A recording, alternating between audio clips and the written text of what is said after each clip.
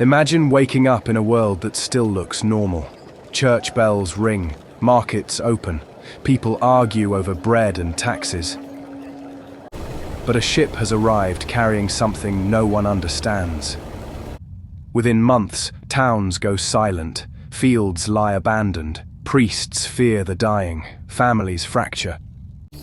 Europe loses up to half its people and gains a different economy, a different relationship with religion, and a different idea of power.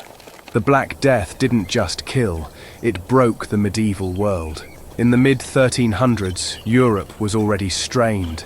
Most people were peasants working land they didn't own, one bad harvest from hunger. Society looked stable. Kings, nobles, church, peasants holding it up. But the entire system depended on abundant, cheap labor. Then, between 1347 and 1352, the plague arrived, and that labor suddenly became terrifyingly scarce. A medieval street was crowded, dirty, and alive. No one understood how disease spread. When plague hit, people blamed bad air, God's anger, or outsiders, and often fled, spreading it further.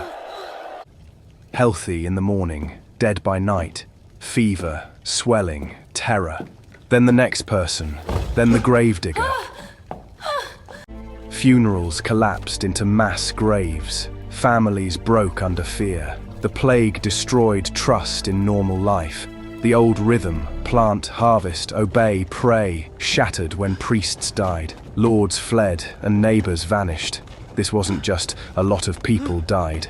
Half a town vanishing meant no baker, no blacksmith, no one to harvest or repair.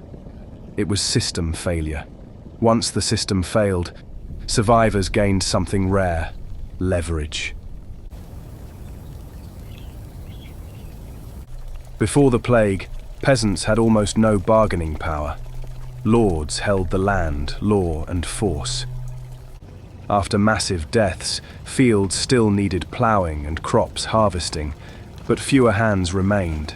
Suddenly, workers could say, "You need me more than I need you." Wages rose. Some moved for better deals. Lords panicked. Governments tried freezing wages and forcing old rules, but obedience was harder to rebuild.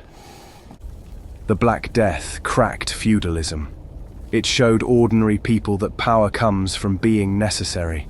If half the workers vanished today, but food, building, and services still had to continue, wages would surge and low-status jobs would prove essential. That's exactly what happened, but the plague changed more than work and money. It changed belief itself. The church was the operating system of medieval life, explaining life, death, sin, and order. People turned to it during the plague, but priests died too. Some fled, others stayed. Many communities lost spiritual leaders exactly when they needed them most. Trust eroded, not in God for most, but in the institution. If the church couldn't explain or stop the horror, perhaps the old answers were less certain.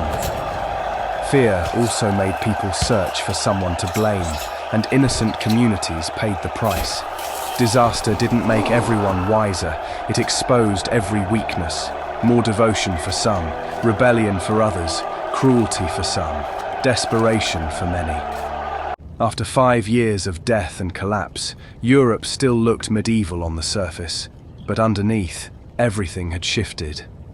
The Black Death changed Europe in 3 massive ways. First, it broke normal life and trust in daily order. Second, it empowered workers and cracked feudal control. Third, it shook faith in traditional authority, especially the church. The plague didn't end the Middle Ages alone, but it exposed the system's fragility and let people imagine it could change. If you want medieval history made clear through stories and modern comparisons, subscribe and follow.